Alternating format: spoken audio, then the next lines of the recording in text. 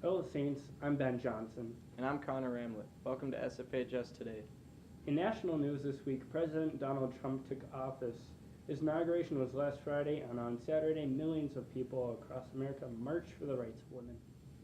One teacher at St. Francis flew to Washington, D.C. to participate in the National March. Some students were able to march locally in St. Paul. Here are Nastia and Jessica on the story. I went to the Women's March in Washington, D.C. On January 21st. We went because my mom used to work for Planned Parenthood in the 70s and had to deal with being firebombed and that kind of stuff. So that's kind of the reason we went, is to really bring our support to women's rights, LGBT rights, as well as climate change is a big issue for me as well.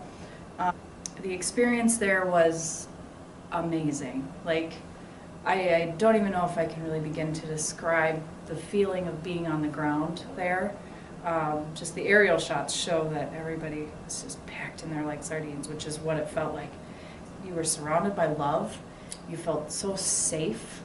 We didn't get to hear a ton of the speakers just from where we were, but the ones that we did hear were very, for the most part, very uplifting. Like, there was anger, but it didn't turn to violence at all. It was all like directed in the right way. And there were 500,000 people there in DC, and I believe it. And there were no arrests, so it was a very peaceful, kind march, and everybody was able to get in and out fairly easily, which really surprised me with minimal delays, so it was great. I went to the Women's March in St. Paul, and I went just to march for like equality for everyone and women's rights. And the overall experience was really great. Like, everyone was super nice, and there were tons of people there, and the whole just atmosphere of it was really great. My name is Cassie Calametti, and I marched in the Women's March of Minnesota this past Saturday, January 21st, 2017. The reason I marched was for the diversity of my family. I have a transgender niece, I have biracial nieces, and I have a gay nephew. I believe we all have equal rights, no matter who we are. So this was an opportunity for me to express my concerns, at the same time support everyone around me from various walks of life. And I got an excellent opportunity to meet people from all over. My kids did march with me, but by their choice. And some of their concerns were probably different than mine. We come from two different generations. But I think it gave all of us an opportunity to kind of see how this country developed, and it developed through years in different protests. So this was, like I said, a very peaceful protest, 100,000 people in downtown St. Paul. I think this is not the last of them. There'll be more. But I think just the experience and feeling the energy there, I would highly recommend it to anybody. So, march on. Thanks for that story. It's interesting to see how people right here at home got involved in this national movement. On a similar theme, the Competition 1 Act cast performed for language arts and music classes today with its production of Antigone. They have a public performance tonight at 7 p.m. and admission is pay what you can. The cast asked, what would you be willing to die for? She got more on the story. All conference was great. It's an opportunity for the students to put the show on its feet in front of an audience for a first time. So they really stepped up their game for all conference. We had a number of awards that came through for us. But that being said, we work as an ensemble, and so really, if one person is missing, you can't do the show. You can't do it the way that we do it. So I was just really proud of our cast and the way they represented our school. They made a lot of friends with other people in other schools. So they were good representatives of St. Francis High School, and they did a really, I think, commanding and a very powerful performance. So we're doing this show, Antigone. It is ancient Greek theater. So frankly, this is a very, very complicated piece to do. A lot of high schools veer away from it because it's classical theater. And as in classical, I mean the very beginning. This was written 400 BC, 450 BC, something like that. So this is a piece that has been, it's the basis of all theater. Antigone is kind of the rebel of the family. She's the kid who kind of goes against the grain. She's fighting for what she believes in, and even though it's not what everyone else wants her to do, and she ends up, you know, paying the ultimate price of her life with it. And it's she's a cool character. She's kind of, I was about to She swear. definitely gets into trouble a lot, though. Yeah. You can tell from her relationship with her sister. And there's like a lot of tension in the family, and she's kind of just, you know, the kid who kind of got forgot about. So she definitely comes back and makes sure no one forgets about her. Having two people play the same character is fun and difficult at the same time, because you have to be in each other. You have to have the same rhythm as each other when you're speaking the line. It's nice having that relationship with another person. Yeah. Yeah. This being both of our first year in one act, for me at least, it's very different than the musicals I've done or the fall plays, because it's a smaller cast. But I find it's really fun because even though it's a small cast, you're still having a lot of fun with each other. You get to know each other better because of it. Yeah. Yeah. One act is cool. In the show, I call the show, and so like I'm in charge of making sure both lights and sound are off and go off at the same time or on time, and then I'm in charge of making sure the show's under 35 minutes. Yep. I do sound during the one act, so I play music during speeches, during really dramatic scenes, and it's just kind of to build the suspension for the scenes. For the lights, it's very difficult because when we go to each school, their light boards are different, and as for their sound boards are very different. And for backstage, you really have to get used to where everything is and where everyone needs to be at one time. And also, for our one acts, we have 10-minute setup time, otherwise we're disqualified. So we need to set up our set pieces within 10 minutes. Usually, the tragic hero has a kind of hubris, which is that they're a little bit too cocky. They have a heightened sense of self. And so in this, you have a king, Creon, who believes his orders should not be defied. You also have Antigone, who is a young woman who believes so highly in her cause that she's willing to die for it. So I think if people come, I want to know, who do you think the tragic hero is? Who loses everything by the end? Who has the flaw of hubris? And who do we feel kind of the most sorry for by the end of the play? The team competes in subsections at North Branch on Saturday at 12:40, and the performance is open to the public. If they place in the top 3, they head to Hermantown for sections next week. With a story about a very different kind of royalty, Katie Bjork and Rhiann Doherty got the information about the upcoming snow days and its royal court. How does it feel to be nominated?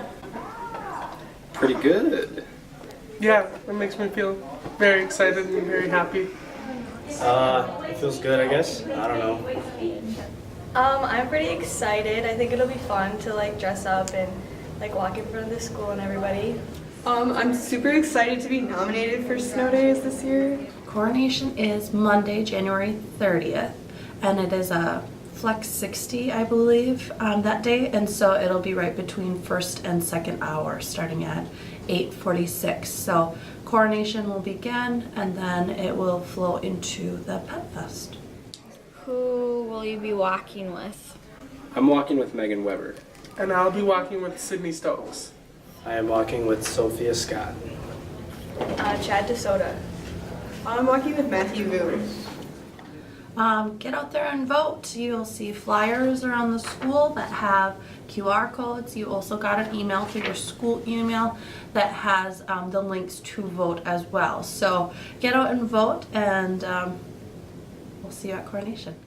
Snow Days is Monday, January 30th through Friday. February 3rd, there are theme days. Monday is Class Color Day. Tuesday is favorite band t-shirts. Wednesday, sweater weather Wednesday. And Thursday is sports jersey. And Friday is fancy Friday. In addition, the regular dance on Friday has been replaced with a new event. Alyssa and Raina got more So information. hey everybody, during Snow Week we're trying something a little different. Rather than having a dance at the end of the week, we're going to have something different. It's called Battle of the Saints, which is basically all the different kinds of homecoming activities in terms of sports combined. So kind of an open gym format. Not everybody wants to just dance. So we've opened up the gyms and we'll be able to play volleyball, dodgeball, ping pong. So there'll be more options for people to do stuff. You can get waivers in the main office. You do need a waiver signed by your parent, even if you're 18. And it's only $2. We're trying to make it really easy, really cheap for everybody to go. So you want to go and have fun, and you can play multiple different events, not just one thing. And support your friends, because this should be like the showdown to end all showdowns. Okay, so for all those seniors and juniors that were involved in Power Buff, if you want to do a rematch, you're definitely able to do it that night. Friday, February 3rd from 6:30 to 8:30. So that way you can show up at 6 and get all organized, and then go out with your friends for some food or whatever. Not too late to vote for the senior king and queen. Students received an email with the link Polls Close Sunday. Another reminder, grad ads are still open for yearbook. For more information, see yearbook advisor Joel Olson or check jostens.com under St. Francis High School. Just for fun, some students here at SFHS have been pondering a question that has been racking our brain for quite some time. Here's Marty and Brittany with You Ask, We Answer.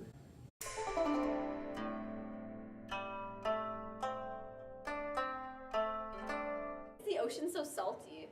So why is the ocean so salty? Well, it's not because the land doesn't wave back, guys. It's because the salt in the ocean comes from rocks. So, rocks rock, okay? The rain that falls from the atmosphere falls and starts to dissolve the rocks because of the acid within the rain. Then the rocks break down and basically fall into the ocean. That was pretty interesting. Speaking of interesting, it seems that one SFHS student has discovered a few interesting hobbies that has turned into business opportunities. Here's Tanner Levi with junior Zach Gust in This Week 5 Minutes of Fame. Student celebrities everywhere, this is why you should care about 5 minutes of fame. Zach has good qualities of being hardworking, dedicated, and being very creative. He has an idea that comes in his head, and he finds a way of making sure to get that done. I'm making a plasma room for my plasma cutter. Be very successful in whatever realm he does. I know with his family and their business and just the things that he's interested in, of taking something and rebuilding it to make it brand new or to add his little touch onto it. I think he's smart enough to be able to do that. I want to own a bunch of different businesses. Me and my brothers all have a clothing company that we're trying to expand. I'm fixing a GTR, and I like building things. I like going fast. So Zach does well in class. He's got a very positive work ethic. It's a strong work ethic, and it's fun to sit back and watch him work on his project. Self-motivated in the sense that when it comes time to do some problem solving, it's on him. The hand doesn't go up right away, and you can see him researching his projects and the different problems that he's having. So whether it's on YouTube or some other form of the internet, he will. And I think, like you said, he's a little bit farther ahead of just a lot of other people his age. So it shows his maturity level and just what he's capable of doing now. Who knows what he's capable of doing in 5 to 10 years. Real talent being able to prioritize time in order to do everything a student wants to fit in. This year, some teachers are trying to encourage students to utilize their Saints time to get homework help, prep for tests and quizzes, and keep up with schoolwork. Alyssa Franchino spoke with Diana Hazelton to see how the math department is making the most of Saints time. During Saints time, kids who don't understand their math come to Hazelton's room, and there's about 8 peer tutors, and we go in there and we help those kids. When we tutor kids, we learn concepts ourselves, so like applying it to college calc has helped a lot. A lot of them are very eager. My peer tutors, I have about 10 of them. A lot of them are very eager to do some volunteering, and this is kind of an avenue for them to help their peers, and it's one of their strengths, so they really shine in there. I would say science time is better than academic time now that it's all settled and everything, because it's very centralized and it's quite organized as well. And during the academic time, nobody did any work. It's a really neat program to try to get more peer tutoring going on at our school, so I hope it grows. Before we go, the senior all-night party is in the planning process. Madonna Arnold is looking for a theme and gift ideas for seniors. Please email or speak with her about suggestions. For this week's RQT, we asked the burning question, what exactly is your favorite Pop-Tart? Stay in tune for that, weather and sports. It's the random question thing, ding. S'mores. S'mores. Hot fudge sundae. Brown sugar cinnamon. I don't really like them anymore. I like cookies better. Cookie dough, cinnamon, chocolate, s'mores, confetti cupcake, toasted s'mores, toasted s'mores, cold strawberry, sugar cookie Pop-Tart, blueberry. Welcome back to Weather Saints. Today will be cloudy with a high of 29 and a low of 24. Saturday will be cloudy with a high of 30 and a low of 23. And Sunday will be cloudy with possible snow, also with a high of 20.